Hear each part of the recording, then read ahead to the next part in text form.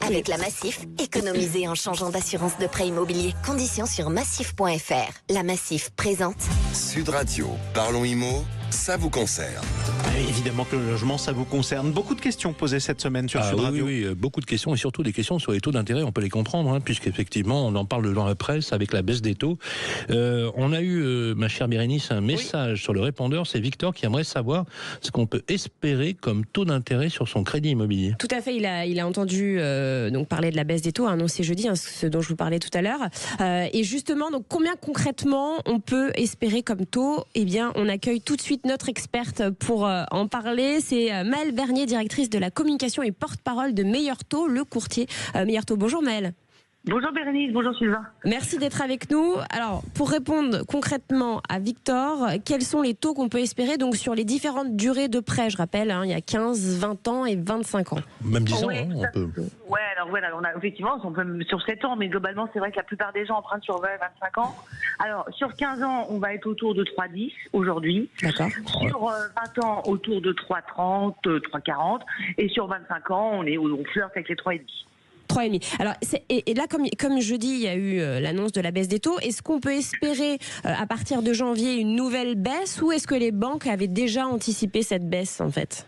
Oui, alors les deux en général. En fait, les banques avaient anticipé effectivement cette baisse parce que Christine Lagarde, en général, elle annonce ce qu'elle va faire plus tard. Oui. Néanmoins, ça confirme la tendance baissière et donc ça va continuer. C'est-à-dire que les banques, au mois de janvier, vont baisser certainement les taux. Enfin, c'est d'ailleurs ce qu'elles disent. Et aussi parce que, et ça c'est d'autres bonnes nouvelles, on rentre dans une nouvelle année, mais on rentre dans une nouvelle année où les banques ont à nouveau des objectifs financiers de conquête client. Donc, il faut aller chercher du client via le crédit immobilier. Donc, ça veut dire aussi que non seulement les taux vont baisser, mais en plus, les Français vont avoir face à eux toutes les banques qui vont vouloir leur prêter de l'argent. Donc, quand la concurrence est là, en général, c'est plutôt une bonne nouvelle quand vous cherchez un crédit. Donc ça veut dire que Victor, par exemple, pourra en plus essayer de négocier son prêt, en tout cas. De toute façon, aujourd'hui, il est clair qu'il ne faut pas se tourner uniquement vers sa banque. Il faut faire le tour des établissements, en général par un bon courtier, mais vous pouvez le faire tout seul si vous voulez. Mais il faut les mettre en concurrence parce que toutes les banques, oui, moi j'ai accès à tous les barèmes des banques là, chez Meilleur Taux. Il y a des différences quand même. C'est-à-dire que quand je vous parle de moyenne à 3,30 sur 20 ans, on a des banques qui sont à 3,10 et d'autres qui sont à 3,70. Donc, il faut les mettre en concurrence, c'est évident. Et puis sur un montant d'un bien, c'est non négligeable. D'où l'intérêt de saisir un courtier. Oui. Et en fait, c'est ça. Le courtier, de toute façon, il fait le job pour vous. Faut pas oublier qu'un courtier, de toute façon, il est rémunéré que si vous faites le crédit avec lui. Il a une obligation de résultat, sinon il gagne rien. Oui.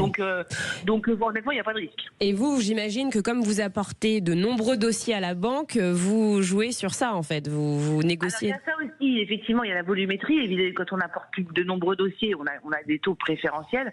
Et puis, il n'y a pas que ça, parce que je vous donne un petit exemple très concret. Quand vous arrivez auprès d'un banquier en local, et vous dites, vous voyez, ce dossier-là, il est super, il est top, il y a de l'apport, il y a des très hauts revenus, tout le monde va en vouloir de celui-là. Et à côté, je t'apporte un dossier, concrètement, ça se passe comme ça aussi, qui est un peu moins bien, mais tu passes un effort dessus. Et ben la banque va faire un effort sur le deuxième. Ah, ok. C'est un peu c'est de la négo, c'est le job. Oui, c'est ça. Rapidement, comment ça devrait évoluer ? Alors là, vous nous avez dit pour janvier, mais pour l'année 2025, est-ce que du coup on doit s'attendre à plusieurs baisses ? Alors, c'est un peu compliqué de se projeter parce que quand même, on est quand même dans une situation politique un tout petit peu compliquée. Mais non. Et alors, honnêtement, sur le premier trimestre, on sait qu'on est sur une tendance baissière. On va certainement se retrouver avec des moyennes autour de 3. Alors, évidemment, il y aura des dossiers en dessous de 3. Il y en a déjà d'ailleurs, mais c'est pas les moyennes. Aller au-delà du premier trimestre. A priori, on est quand même sur une tendance plutôt baissière puisque l'inflation ralentit.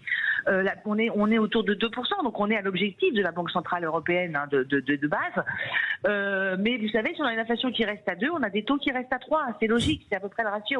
Écoutez, on est ravis de savoir qu'au moins il y a un objectif qu'on atteint, ça c'est sûr. Merci beaucoup Maëlle Bernier. Je rappelle que vous êtes porte-parole et directrice de la communication de Meilleur Taux. Et vous tous qui nous écoutez, 0826 300 300, vos questions sur le répondeur de Sud Radio, vous voyez, on y répond toutes les semaines.